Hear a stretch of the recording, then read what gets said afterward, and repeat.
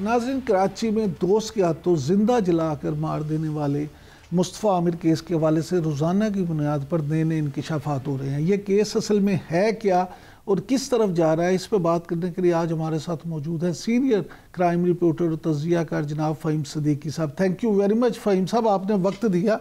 सबसे पहले तो ये फरमाइएगा कि मुख्तसरन ये बता दें कि ये केस दरअसल है क्या, अब तक मामला कहाँ तक पहुँचे हैं?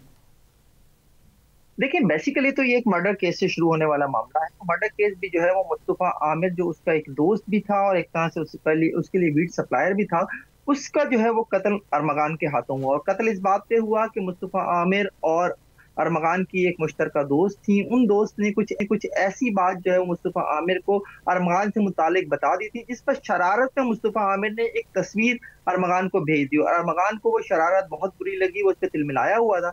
और इसी में जो है उसने पहले उस लड़की को बुलाकर एक दिन पहले उसे तशद्दुद का निशाना बनाया और फिर दूसरे दिन जो है मुस्तफ़ा आमिर को जो है उसने बुरी तरह से तशद्दुद का निशाना बनाया। और जब वो ये समझा कि वो मर गया है, हालांकि वो बेहोश था, उस वक्त जो है उसे अपनी गाड़ी की डिक्की में डालकर पेट्रोल का कैन उठाकर कराची से 130 किलोमीटर दूर बलोचिस्तान में जाकर दुरेजी के मुकाम पर एक वीराने में उसने अपने दोस्त शिराज की मदद से उसको कार की डिग्गी में ही पेट्रोल छिड़क कर आग लगा दी थी। तो ये तो बेसिकली वो मामला है जो कत्ल का है। लेकिन इस कत्ल के वाकये के बाद जब उसकी गिरफ्तारी की कोशिश होती है, पुलिस उसकी उस मोबाइल जो उस मगवी का था जो मर गया मुस्तफ़ा आमिर, उसकी लोकेशन के ऊपर जाती है, तो वो पुलिस से फायरिंग का तबादला करता है। तकरीबन 4 घंटे ये फायरिंग का तबादला होता है और उसके बाद जब वो सरेंडर कर देता है, उस सरेंडर के बाद जब घर से चीजें मिलती हैं, उसमें 64 लैपटॉप, उसमें जो है वो असला, और एक ऐसा असला जिससे ममनुआ बौर का असला नहीं, वो असला भी जो पाकिस्तान में बैन है, वो असला भी वहां से मिलता है और भी बहुत कुछ मिलता है। और फिर तफ्तीश होती है तो ये पता चलता है कि ये सिर्फ एक कत्ल का मामला नहीं है, ये माफिया से रिलेटेड है।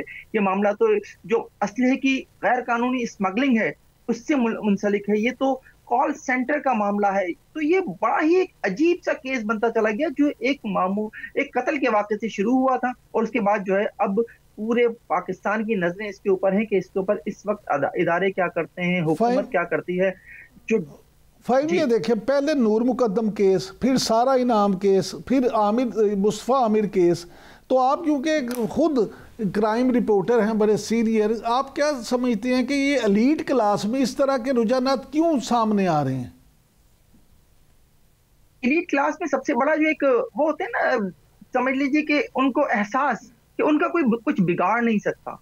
ये बिगाड़ ना सकना जो है ना, यही बेसिकली सबसे बड़ी प्रॉब्लम है। अरमगान के खिलाफ इससे पहले कई केसेस थे, जिनमें मैं एनएफ के जो कस्टम के जो केसेस हैं उनको तो दो अलग कर देता हूं, जिनमें वो इंटरनेशनली जो है वो ड्रग की स्मगलिंग करता रहा, वो कनाडा से जो है वो वीड मंगवाता रहा, उसके लिए डार्क वेबसाइट पे जाकर ऑर्डर करता था और क्रिप्टो करेंसी से जो है उसकी पेमेंट करता था। ये दो केस एक तरफ कर दें। उसके अलावा उसके खिलाफ जो है कराची के पोश इलाकों में 3 से 4 केस ऐसे पाए गए हैं जिसमें जो है उसने अपनी ताकत का मुजाहरा किया है। कभी किसी को धमकियां दी, कभी किसी के ऊपर फायरिंग कर दी, कभी किसी को उठाकर मार दिया। और हकीकत वही है जो आपका सवाल है कि ऐसे किसी भी केस में उसको सजा होना तो दूर की बात है, उसकी गिरफ्तारी तक नहीं हुई। एफआईआर मौजूद है, गिरफ्तारी नहीं है। तो ये है बेसिकली एलीट क्लास का मसला। वो ये समझते हैं कि कोई उनका कुछ बिगाड़ नहीं सकता। नहीं, लेकिन कानून उनके लिए नहीं है, कानून फ़हीम उसके पीछे कौन है? देखिए, अरमगान के पीछे तो बहुत सारी चीजें हैं। अब परसों जो कायमा कमेटी को ब्रीफिंग दी गई है, आईजी सिंध की जानिब से, कस्टम हुक्काम की जानिब से, एएनएफ की जानिब से और दीगर इदारे भी उसमें, एफआईए भी उसमें थी, तो उसमें साफ ये लग रहा था कि इदारे एक तो एक पेज के ऊपर नहीं है और फिर साथ ही जो है वो तफ्तीश उस नोयत की और उस अंदाज में नहीं की जा रही इस केस की जिसमें होनी चाहिए। जब उनसे ये सवाल किया गया आईजी सिंह साहब से कि भाई ड्रग रैकेट के मामले का क्या हुआ, तो उन्होंने कहा जी वो हमने तो अदाकार साजिद हसन के बेटे साहिर हसन को उठाया था, उसने तो इतने नाम ले दिए, अब क्या करें, किस किस के पीछे जाएं। अरे भाई, आपने जाना है पीछे। उन्होंने कहा कि हमारा एसआईयू यूनिट जो है, स्पेशल इन्वेस्टिगेशन यूनिट, वो इसकी तहकीकात कर रहा है। कस्टम हुक्काम से पूछा गया आप क्या कर रहे हैं, जी हम इसके ऊपर काम कर रहे हैं। सादा अल्फाज में कहे तो फ़हीम सिद्दीकी, आप ये कह सकते हैं कि उसको पूरे रैकेट को बचाने की कोशिशें जारी हो चुकी, कोशिशें शुरू हो चुकी है। देखें, अरमगान को बचाने की कोई एक कोशिश नहीं हो रही। जिस तरह से इस केस को बिगाड़ा गया है, जो सबसे पहले मुस्तफ़ा आमिर के कत्ल का केस है, तो आप उससे अंदाजा कर सकते हैं कि ओवरऑल क्या हो रहा होगा। मुस्तफ़ा आमिर के केस में 2 गवाह वो बनाए गए हैं जो अरमगान के जाती मुलाजिम थे और जिन्होंने अरमगान के कहने पर कालीन से एंजिला और मुस्तफा आमिर का खून साफ किया था, वो तो शरीक मुलजिम ठहराए जाने थे, उन्हें जो है वो गवाह बनाया गया है। दूसरी जानिब जो शिराज है, शिराज कभी भी जो इसका साथी मुलजिम है, जिसके साथ ये जो दुरेजी जाकर उसने मुस्तफा आमिर को आग लगाई, शिराज को एतराफी बयान के लिए पुलिस, ऐसा कभी नहीं हुआ कराची पुलिस की तारीख में कराची पुलिस किसी को एतराफी बयान के लिए लेके गई हो और उसने मजिस्ट्रेट के सामने पहुंचकर कह दिया मैं तो नहीं कराता। और उसने सिर्फ यही नहीं कहा कि मैं एतराफी बयान नहीं कराऊंगा, उसने ये भी कहा कि पुलिस मुझ पर दबाव डाल रही है, पुलिस मुझ पर तशद्दुद कर रही है। तो उसने तो पुलिस का जो पूरा केस है वो खराब कर दिया, उसने तो पुलिस के जानेदार साबित कर दिया। अब वही मजिस्ट्रेट जब ट्रायल कोर्ट में केस चल रहा होगा, बतौर गवाह पेश होगा और एक तरफ पुलिस अपनी तफ्तीश मुकम्मल करके चालान पेश करेगी, तो उसमें केस का क्या हल होगा? पुलिस की सुनी जाएगी या उस गवाह की सुनी जाएगी जिसने मुलजिम का बयान रिकॉर्ड किया है? इस वक्त केस तो खराब किया जा रहा है और बहुत तरीके से किया जा रहा है। फहीम, एक अहम सवाल ये भी है ना कि जब 130 किलोमीटर तक वो उस दोस्त को जिंदा या लाश को या जिंदा बेहोश को लेके वो चला गया, तो कराची में सब इदारे कहाँ सो रहे थे? पुलिस कहाँ सो रही थी? स्पेशल यूनिट कहाँ सो रहा था? और फिर अगर आपने वहाँ जाना तो रास्ते में इतने नाके आते हैं, इसको किसी ने नहीं रोका, कोई मोबाइल इसके पीछे नहीं गया। 7 चेक पोस्ट हैं हाँ जी, उस मुकाम तक, कराची से लेकर और उस दुरेजी तक 7 चेक पोस्ट हैं और किसी एक इदारे की नहीं है।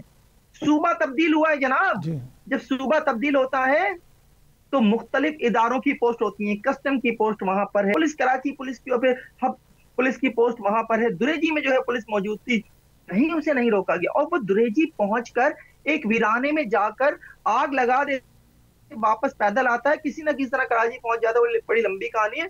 उसके बाद 5 दिन तक वो लाश बेगोरो कफन उस वीराने में पड़ी रहती है, पुलिस को पता तक नहीं चलता है। 6 और 7 जनवरी की दरमियानी शब ये वाकया होता है, पुलिस को पता चलता है 11 जनवरी को, वो भी एक चरवाहे की मदद से वो देख लेते हैं वीराने में निकल गई थी तो उसको नजर आ गया, उसने जो एक राहगीर को बताया, सड़क पर आकर राहगीर ने एसएचओ को बताया तो पता चल गया। ये तो हाल है।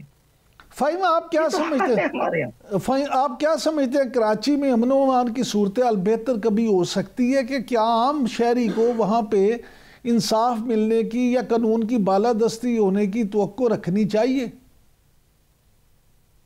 देखिए, उम्मीद पे तो दुनिया का, और ऐसा नहीं है कि माजी में जो है वो चीजें बेहतर नहीं थी, चीजें बेहतर होती रही हैं फिर खराब होती रही हैं। कुछ अरसे से हमें जो है वो चीजें बहुत ज्यादा खराब नजर आ रही हैं। उसमें जो हमेशा मैं एक बात कहता हूँ कि नियत का बड़ा दारोमदार होता है। कोई अच्छा आईजी आ जाए, कोई अच्छा कराची पुलिस चीफ आ जाए, कोई अच्छा वजीर दाखिला आ जाए, तो ये होता है कि चीजें कुछ अरसे के लिए सही लेकिन बेहतर हो जाती हैं। अच्छा, कराची में अमन बहुत शुक्रिया,